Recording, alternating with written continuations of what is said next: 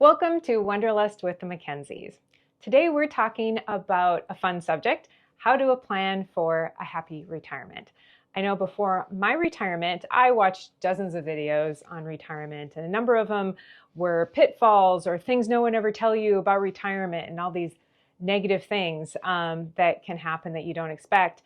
But quite honestly, that hasn't been our experience at all. So we wanted to share what has worked for us to see if there are any takeaways for you. I have to say that once the kids left home, we had more time to plan. Mm-hmm. So in the evenings, we started having those kind of casual conversations about what our spending habits were and maybe what they should be or could be without changing our lifestyle too crazily. And then Kristen got very good at spreadsheets. I mean, she was like work good spreadsheets, doing it professionally, but then applying it at home. And how do you really take our household expenses and put them in a usable format so we could plan with it? In order to know how much money that you're going to need in retirement, and that's foremost on people's minds, how much do I need to retire? You need to understand how much you need to live comfortably. So we put together a budget, and we're not like counting pennies and really strict around it, but just kind of ballpark. This is what it's costs to, maintain your house and eat and put gas in your car and so forth. And then on top of that, our goal is to travel at least 50% of the time. And then we were able to overlay our travel goals on top of our budget as well. So.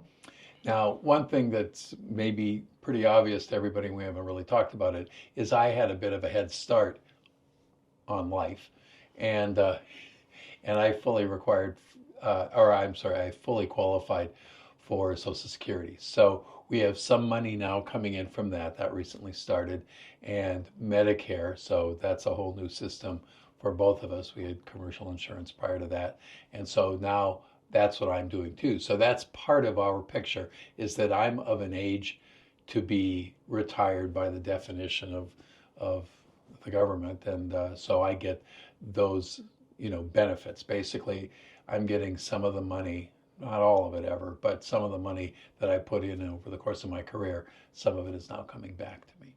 Yeah, and for me, the big factor was healthcare. I still had to account for health insurance because I am a number of years away from Medicare. So that is something that we had to factor into our budget as well.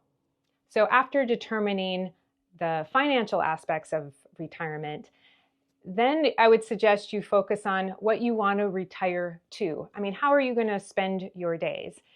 For me, I'm early in the retirement process. I'm in the honeymoon phase, have about 6 months under my belt. And I can honestly say this is the happiest period of my life that I can remember. I'm very much enjoying having the freedom of time. When I was in the corporate world, I had a crazy calendar, and it felt like my time wasn't mine. I was being pulled through the day with various meetings, and now I get to decide each day what I want to focus on and what I want to do. Our goal was to do a significant amount of travel, at least 50%, and we've kickstarted that. We have a good start on that. But when we are home, because we are based in the US, we still have to determine how to fill our time. And there's home projects. For me, I am a list maker, so I will put down what I want to accomplish in a month or a week or a day, and that helps me give focus so I have a sense of accomplishment. I don't always achieve everything on my list, but it at least helps me feel productive. I'm a little more conceptual and don't have lists, but I sure do give myself a lot of little goals to have. And I have some what I would call work requirements. I've been a musician when I was young, that is a classical musician. So played in the symphony orchestra. And now I do that again. I do that in smaller, more community-based orchestras in our region. So I'm driving around quite a bit. I'm an adjunct university faculty at 2 different universities. And I volunteer some time for the state that we live in and helping to oversee the processes that allow the state to distribute funds to artists and arts organizations. So it's kind of a way of giving back. And obviously, that's where my interests are. So each of those things are kind of like a jigsaw puzzle piece that I'm constantly rearranging to fill my schedule. And when I have some blanks, I tend to practice the instrument so that when I go to those symphony orchestras, I sound okay. So I have pretty busy days in spite of not having lists. Yeah, so Phil's a couple years ahead from a retirement standpoint, and I always say he's semi-retired just because he has so many different activities and keeps his schedule pretty busy. And they're all passion projects. They're things that feed his soul and are things that you're interested in. So next in our retirement planning is setting priorities on what matters most to set yourself up for a good life. For us, one of those big priorities is health. Since being retired, we've really upped our game in the amount of exercise. We go for daily walks with one another. We eat better. We focus on sleep more. If we have a rough night of sleep, we give ourselves permission to take a nap. And man, when you have a good 15-minute nap, that is so rewarding. For when I grew up, that it was always considered to be lazy to nap, but now we understand the virtues and the power of sleep. So health is number one priority for us. And there are relationships. And for us, we're being really intentional with friends and family and making sure we have real connections with others. And I think a lot of people do this well.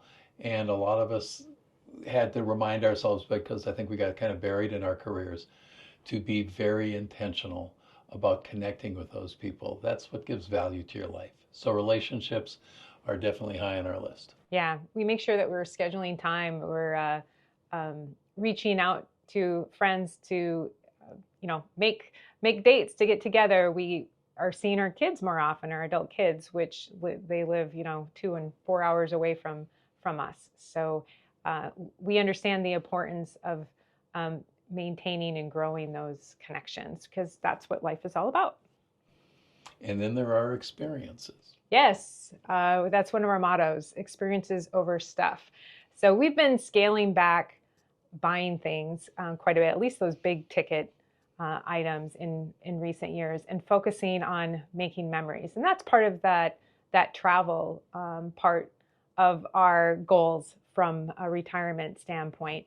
And even from like going into the holidays, we never give each other, I don't know, in our entire marriage, it's been years since we've given each other like Christmas gifts or birthday gifts, because we treat ourselves to travel together.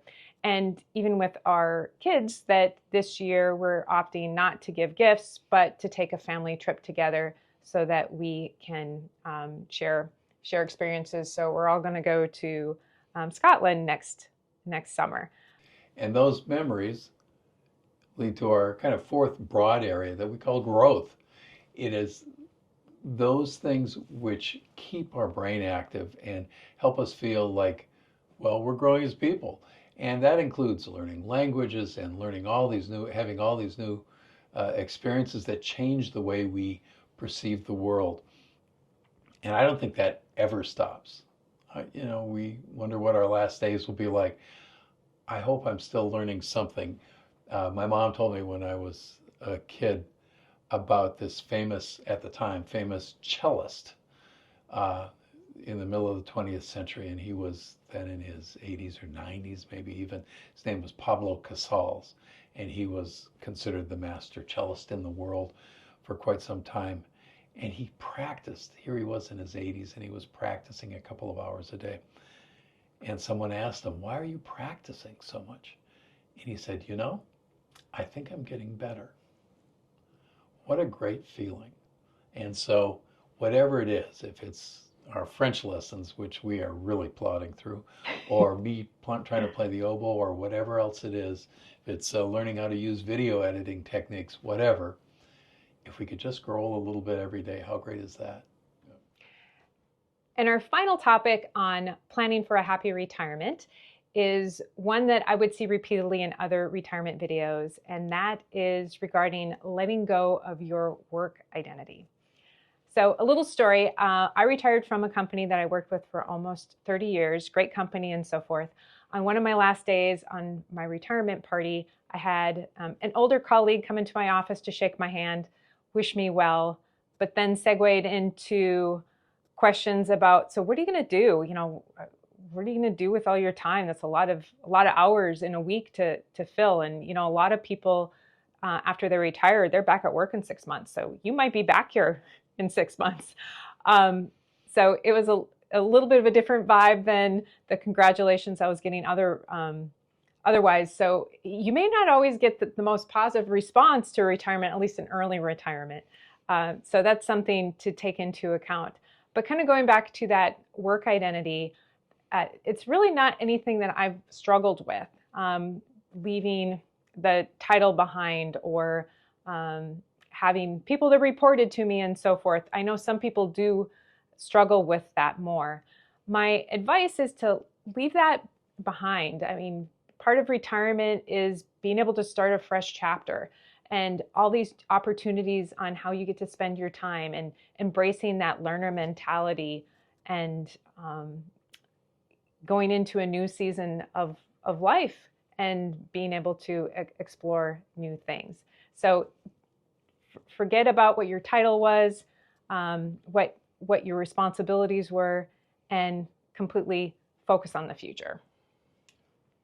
Exactly. I would say if we're not saying it directly, it's really retire to something, not retire away from something. And if you think we're talking crazy here by saying leave that need for all the recognition and structure that your current work environment has, maybe retirement isn't the right thing yet. For us, it definitely was the right thing, and we had independent paths to retirement. And for us, we were both ready. And adopting that new kind of retiree learner growth mentality mold and changing it from what we had has been rewarding. It hasn't been frightening. I mean, this feels like prime time. Yeah, we're ecstatic with being retirement, and we're glad we made that choice, and we're excited for what's to come. So this is Wanderlust with the Mackenzies. Thanks so much for watching. Tell your friends. And happy travels. For our top 8 financial strategies, check out this video on how to retire early and travel the world.